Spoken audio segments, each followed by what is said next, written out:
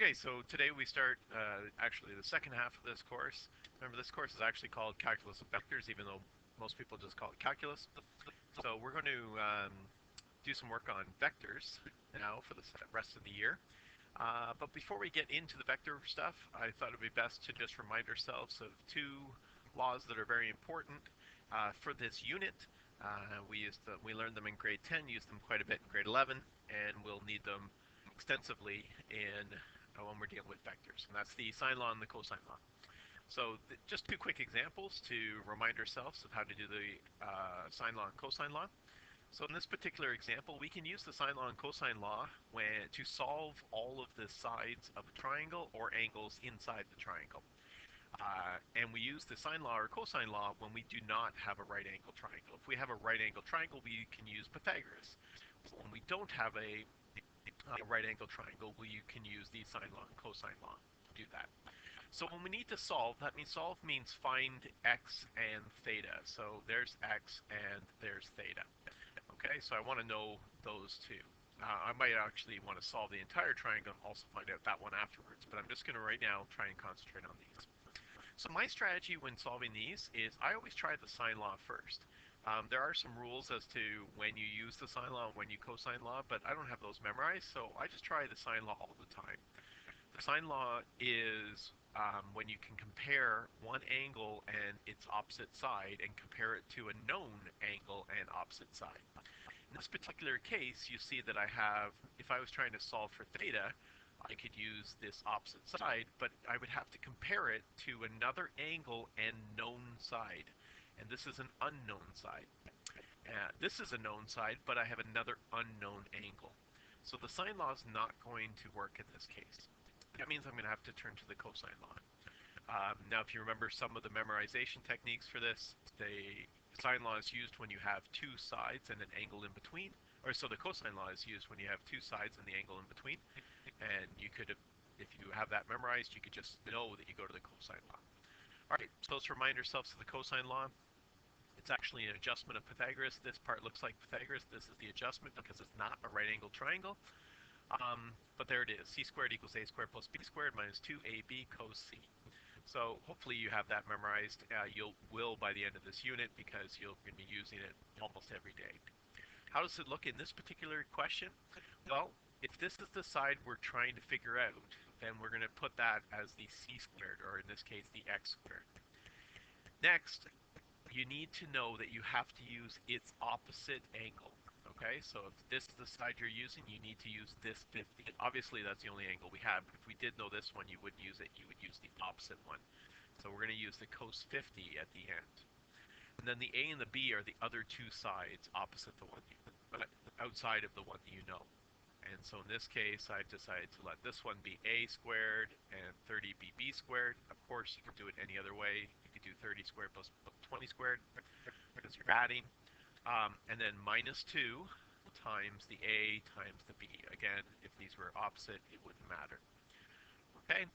And I'm going to trust that you have enough experience from grade 9 or grade 10 and 11 to be able to punch this into your calculator to get this answer of 22.99.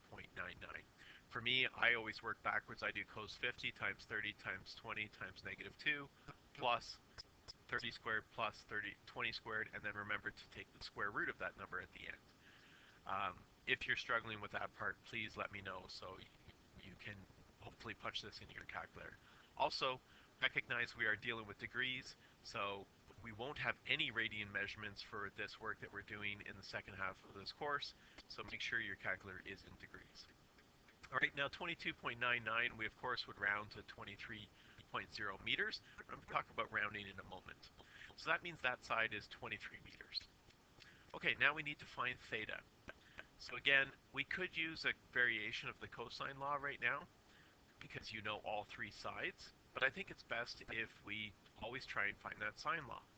So the sine law says that you use the sine law when you have an unknown angle and its opposite side, or an unknown side and its opposite angle, and you can compare it to a known side and angle. Well, now that we know what x is, we can use this comparison and compare it to this one. All right, so that's how the sine law works. So let's first, the way I do it, I always write our unknown first in the top left part of the sine law. Okay, so I need to figure out theta, so I'm going to put sine theta and divide it by its opposite side, 20, and then compare it in the same fashion to the known side angle and the known side. So in this case, since sine is on the top, I need to go sine 50 and compare it to the known side, which is now this number. So I'm not going to put in 23. I'm going to put in whatever the calculator. Oh, just going to bring this, make it appear. There you go. I'm going to bring in whatever this number is on my screen. Okay, so right now you'll probably get a very similar answer if you use 23 versus 22.99, but accuracy is going to be a very, very important part when we're dealing with vectors. So when possible, use as many decimal places as you can. Now, I'm not suggesting you write them all out. I'm suggesting you use your memory feature or your answer button on your calculator to bring back this number. Okay, so for me, I would leave that number on my screen. Then I might, when it comes time to use it, I might bring it back as the last answer. Or you can put it in your memory button and then bring it back when necessary. Okay, so I would prefer you use the exact decimal as opposed to this, 23. Okay, so let's now solve. The reason I always insist on putting my unknown up here is it makes my math easy to solve. So since it's being divided by 20, I'm going to bring that up and multiply by 20. And so that 20 gets multiplied here. Now I can do this in one step on my calculator. 20 times sine 50 divided by, and then bring this number back, either the answer button or the memory button to bring this exact decimal back. Again, you're going to have that decimal on your screen. You'll need to push inverse sine to get your answer is 41.8. Again, I trust that you have enough experience from grade 10 and 11 to be able to do this work on your own. And that's why but it's good to remind ourselves how to do it. That's why we're going to do a couple of questions, just get into the swing of things before we move into the vectors. All right, so that means that angle is 41.8, and we've solved the question. Now, if it actually asked us to solve the entire triangle, we'd also want to figure out this side, which I've just called theta 2.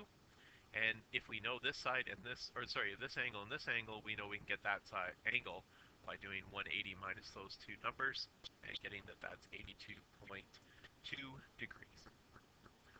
Okay, so that should be a good reminder. Let's just do a second one for fun. Here's another triangle, and we're going to solve the unknowns. So I need to figure out this angle and this side and this side. Actually, well, let's just figure out x for now.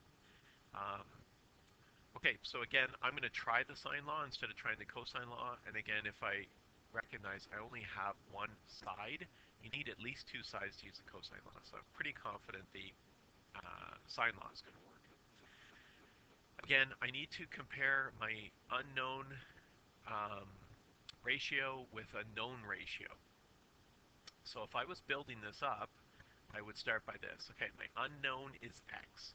So I'm going to write it on top now instead of the sine part. Again, that makes my life easier. And I'm going to take that and use the opposite angle, so sine 45. Now I need to compare it to a known side and angle. Well, here's a known side, but I don't know the angle, and here's a known angle, but I don't know its side. So what I'm going to do? Well, luckily I've got two angles here, so relatively easily I can get this third angle by saying 180 minus the 45 minus the 50 gets me that this side, or angle, is 85. So now, when I'm going to compare this pair, I can use it to compare a known pair, which is this 85 and 50. So since I started this time with the side on the top, I need to make sure I put the side on the top here, 50, and then take the sine of the angle, its opposite angle. Okay, making sure that this ratio is set up the same with either the side and the side on the top and the angle on the bottom, or vice versa in the other question. As long as you're consistent, the sine law will work. Again, the reason I insist on putting my unknown up here, it makes my math easier. So if I'm dividing by sine 45, I'm going to bring it up here and multiply, do the opposite operation. Now it's a matter of just punching that in my calculator, and I trust you'll be able to do that to figure out the side is 35.5. Okay?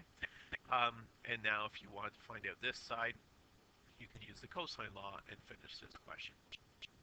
But I'm going to let you practice a couple of sine law and cosine law questions, and we're going to actually practice it out of our new textbook.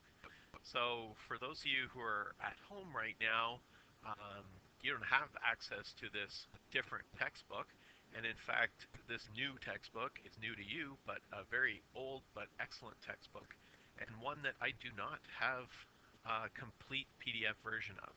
So instead, I'm going to scan the PDF questions and post them as I can.